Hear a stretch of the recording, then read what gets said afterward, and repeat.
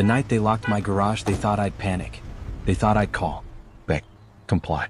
Instead, I stood there in the dark staring at a thick industrial chain wrapped around my garage handles, stamped with a bright orange HOA warning tag like I was some kind of criminal.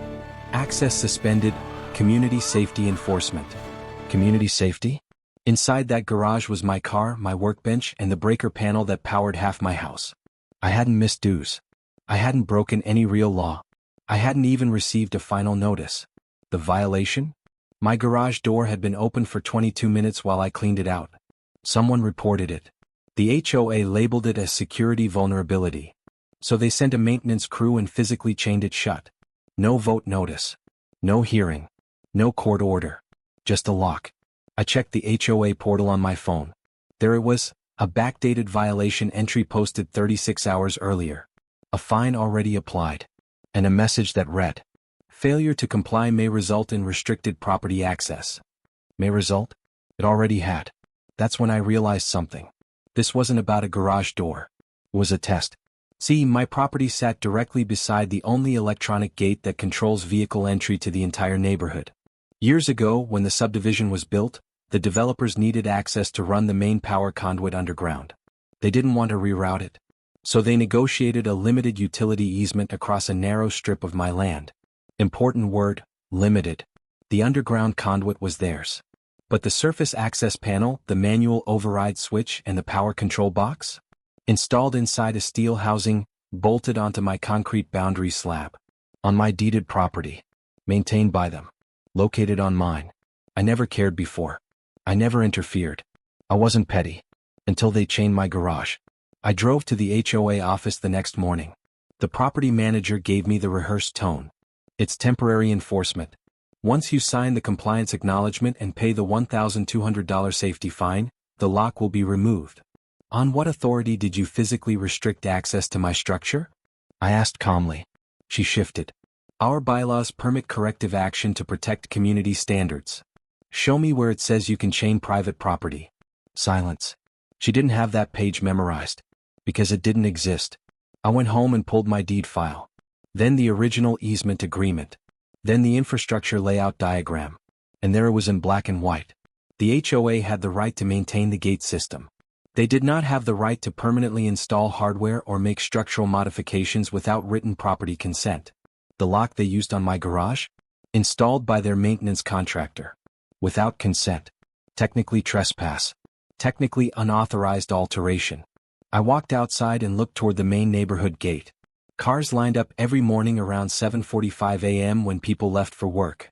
One entry point. One exit point. And that steel power control housing sitting quietly on the corner of my lot. I didn't touch it. Not yet.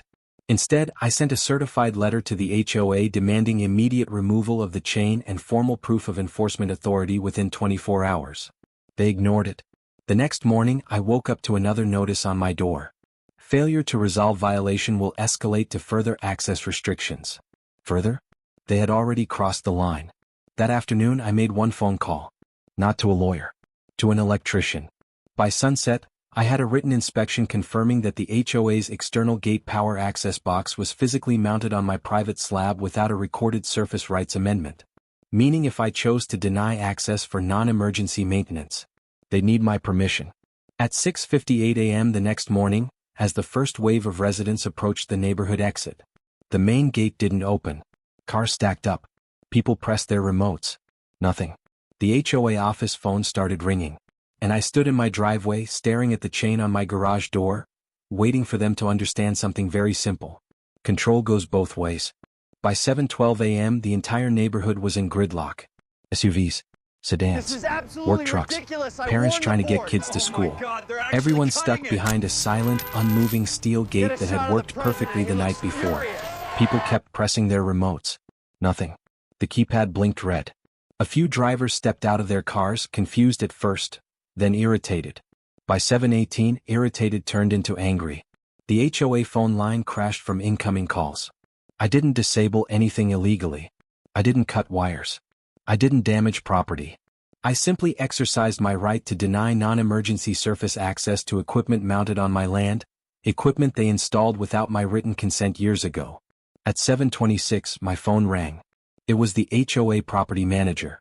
"What did you do?" she demanded immediately. "I haven't touched your gate," I replied calmly. "But I have formally restricted access to the power control housing on my property pending resolution of unauthorized structural modification." Silence. "Then, you can't block community infrastructure. You chained my garage. That's different." "No," I said. "It's not." By 7:40, the board members were physically at the gate. Residents were filming on their phones. One neighbor was yelling that he'd miss a flight. Another threatened to call the police. The irony? Police would ask a simple question.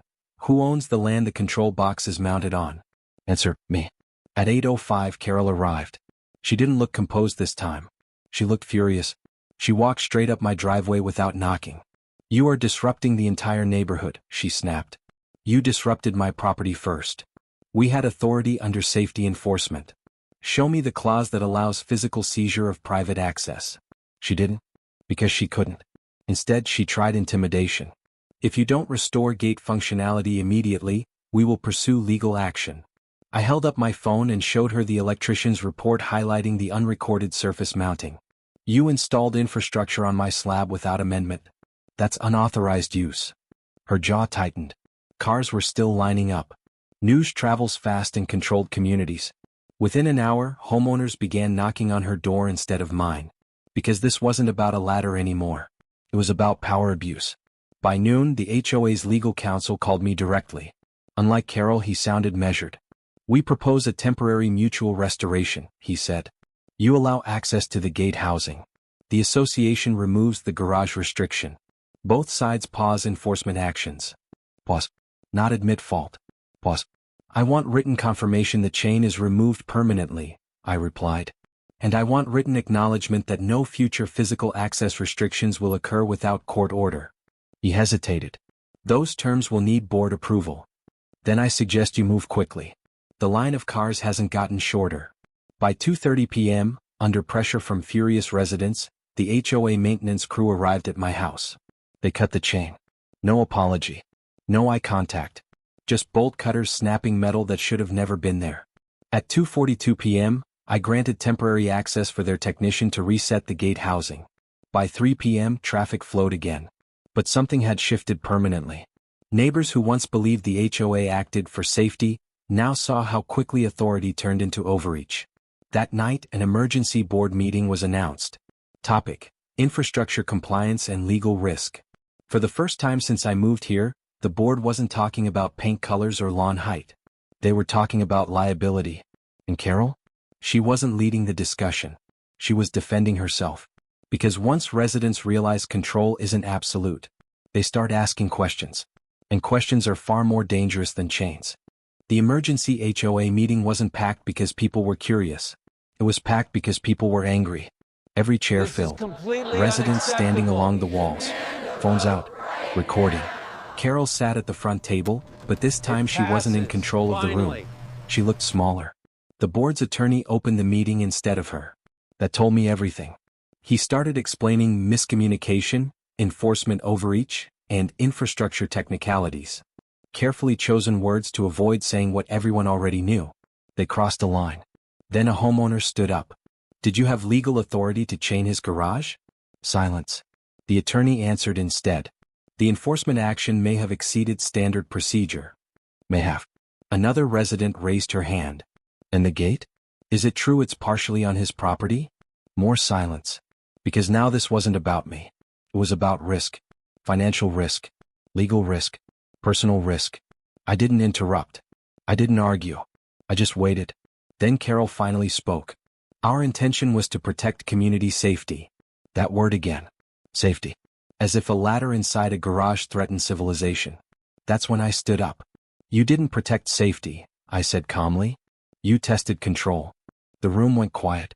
"You physically restricted private property without court authority." When I exercised my legal rights over infrastructure placed on my land without proper amendment, suddenly it became a crisis. Nobody argued. Because nobody could. The attorney then dropped the real bomb. "If this situation escalates further, the association could face litigation exposure. Insurance coverage may be limited in cases of unauthorized enforcement actions." Limited coverage. Translation? If I sued, Board members might be personally liable. And that's when the fear spread. Not anger. Fear. Within minutes, one board member publicly distanced himself. I voted based on information provided. I wasn't aware physical restriction would occur. Another followed. Then another. Carol sat there, realizing the shield around her was disappearing. A motion was raised from the floor, not by me. By a resident. I call for a vote of no confidence in the current president. You could feel the shift. Hands went up. One after another. Overwhelming majority. Carol didn't argue this time. She didn't threaten. She didn't posture. She just nodded once. And that was it. Power doesn't collapse loudly. Sometimes it just dissolves. The next week, a new interim board was appointed. One of their first actions? A formal written apology delivered to my mailbox. Not dramatic. Not emotional. But official. They also signed an infrastructure compliance amendment properly documenting the gate housing placement on my land, with revised access terms requiring written notice and consent for non-emergency modifications. In return, I agreed not to pursue civil damages for trespass and unlawful access restriction. I didn't want money. I wanted boundaries. Months passed. The gate worked fine. My garage stayed unlocked. And something interesting happened. The HOA became quieter. Less aggressive. More careful. Because once a community sees what unchecked authority looks like, it doesn't forget. One evening, I opened my garage door and let it stay open. 30 minutes. An hour. 2 hours. No notices. No warnings. Just silence. Not because they suddenly liked me, but because they finally understood something simple. Control only works when both sides respect the line. They crossed mine. I showed them theirs.